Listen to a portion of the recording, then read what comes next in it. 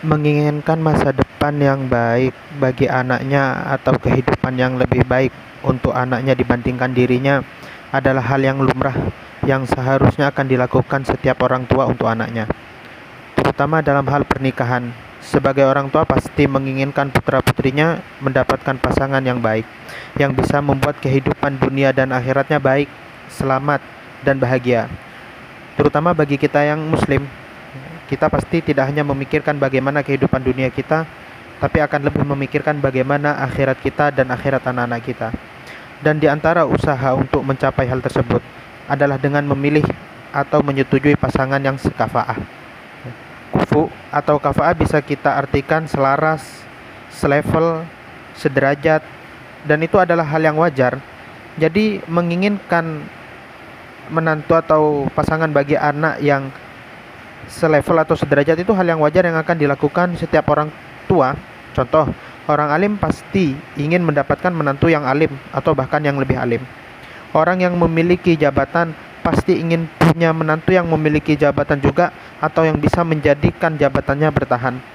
Dan yang semisalnya, termasuk seorang syarifah. Nah, jadi ini pertanyaan yang sering muncul, bagaimanakah hukum syarifah menikah dengan non sayyid, menjadi problem yang sering muncul di kehidupan masyarakat. Jadi bagi seorang syarifah tidak boleh menikah dengan non sayyid karena banyak alasan. Di antaranya karena pernikahan syarifah dengan non sayyid bertentangan dengan tujuan pernikahan itu sendiri dan juga akan bertentangan dengan sabda Rasulullah SAW. Beliau bersabda, "Tazawwaju al-wadud al-walud fa inni mubahin bikumul umam." Nah, menikahlah kalian dengan seseorang yang bisa memberikan keturunan, karena saya akan bangga, saya akan senang apabila umat saya ini banyak. Saya akan senang apabila umat saya punya anak yang banyak. Karena nasab mengikuti ayah, maka pernikahan syarifah dan non sayyid justru akan merusak nasab dan memutus nasab Rasulullah SAW. Dan hal tersebut pasti menyakiti hati Rasulullah SAW. Sebagaimana Allah SWT berfirman, A'udzubillahi minasyaitonirrajim, Bismillahirrahmanirrahim, Inna syani'aka huwal abtar.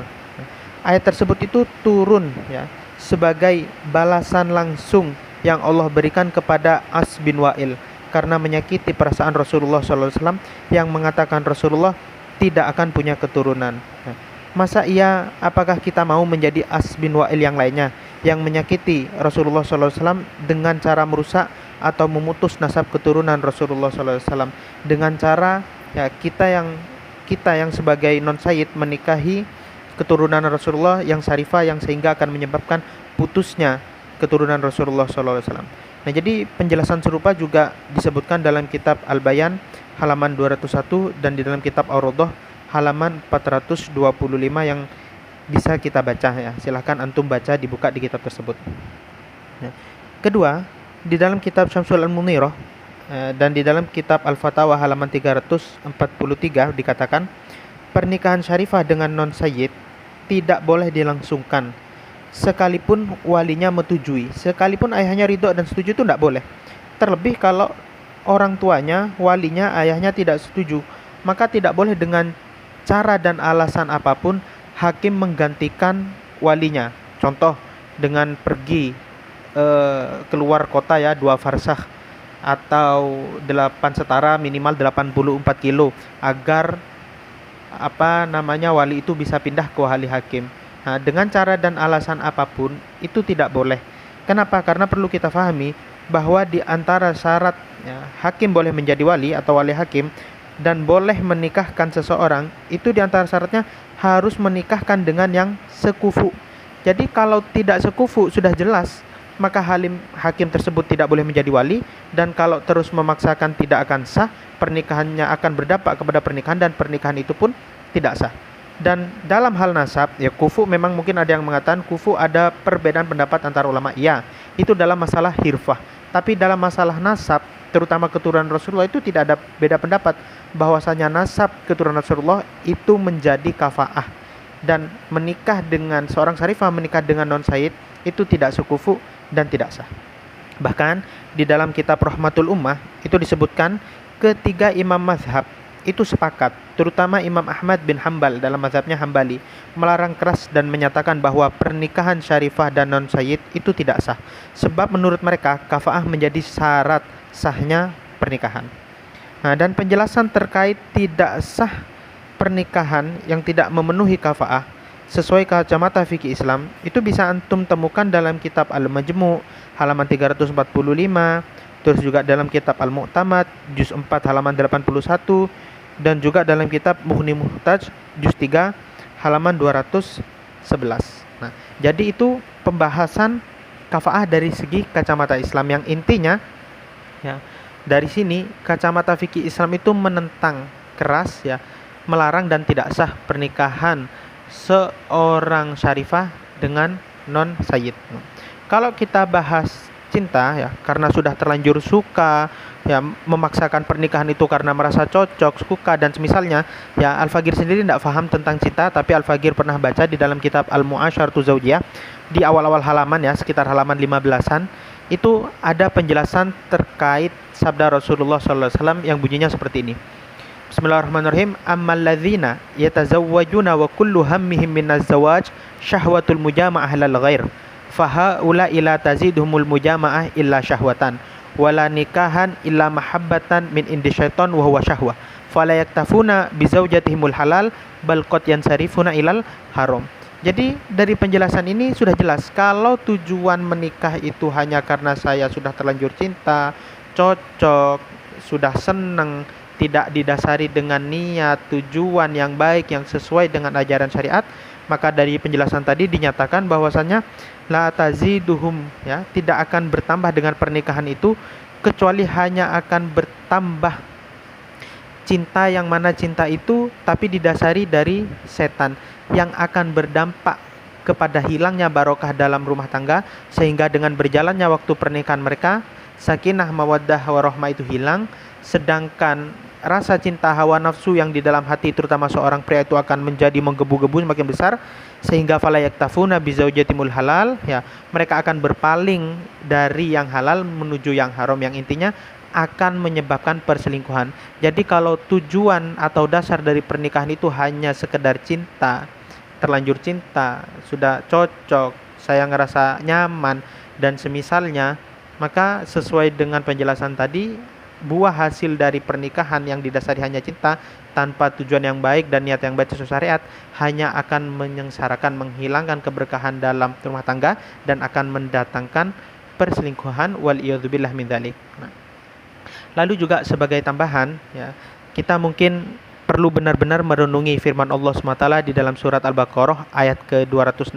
Allah SWT berfirman, A'udzubillahi minasyaitonirrajim, Bismillahirrahmanirrahim, wa asa an tuhibbu syai'an wa asa an takrahu syai'an wa huwa khairul lakum wa asa an tuhibbu syai'an wa huwa syarrul lakum. Yang intinya dari firman itu Allah SWT menyatakan bisa jadi sesuatu yang selama ini kita anggap baik di mata kita, wah pria ini baik, saya cocok, saya nyaman, dia memberikan saya perhatian dan semisalnya apapun ya, yang menurut kita dia adalah pasangan yang terbaik sudah buat kita.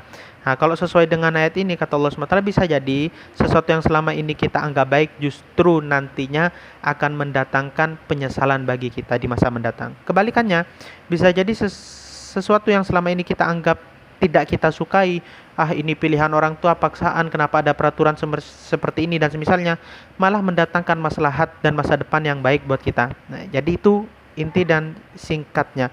Nah, untuk penjelasan lebih detailnya bisa kalian pahami sendiri dari tafsir ayat tersebut atau mendengarkan ceramah-ceramah baik di YouTube dan di sosial media lain berkaitan dengan ayat tersebut. Nah, dan sebagai tambahan ya, bahan pertimbangan ya, sebagai pertimbangan hal ini ya, bahan pertimbangan ini ya mungkin hanya benar-benar bisa difahami orang yang sudah punya anak karena mereka yang sudah merasakannya. Jadi sebagai bahan pertimbangan coba kita bayangkan ya, terutama yang punya anak ini pasti paham ya, orang tuh membesarkan anak itu tidak bisa dimulang mudah ya, memang menyenangkan punya anak ya, buah hati, tapi tidak mudah dimulai dari hamil, terutama seorang ibu ya, dan seorang ayah juga berjuang, karena kami yang sudah punya anak pasti merasakannya. Belum lagi kalau nanti melahirkan, belum lagi kalau sebelumnya pernah divonis ini melahirkannya akan susah, anak seperti itu, orang tua akan berusaha semaksimal mungkin bagaimana anak ini lahir dengan selamat dan normal. Belum lagi nanti ketika sudah lahir, orang tua akan bergadang, sakit sedikit, apalagi kalau anak pertama flu itu kita akan bingung. Nah, dan intinya ya memiliki dan membesarkan anak walaupun menyenangkan tapi butuh perjuangan orang tua, dan pastinya orang tua itu menginginkan yang terbaik bagi anaknya lah kita. Masa kita bersama orang tua ya dari kecil sampai besar mereka berjuang kita untuk kita, ketika besar hanya masalah kita menemukan orang yang baru dalam kehidupan kita menurut kita baik dan cocok, kita rela menyakiti hati orang tua kita hanya demi seseorang yang baru kita kenal. Nah, coba dipikirkan baik-baik sebagai bahan pertimbangan.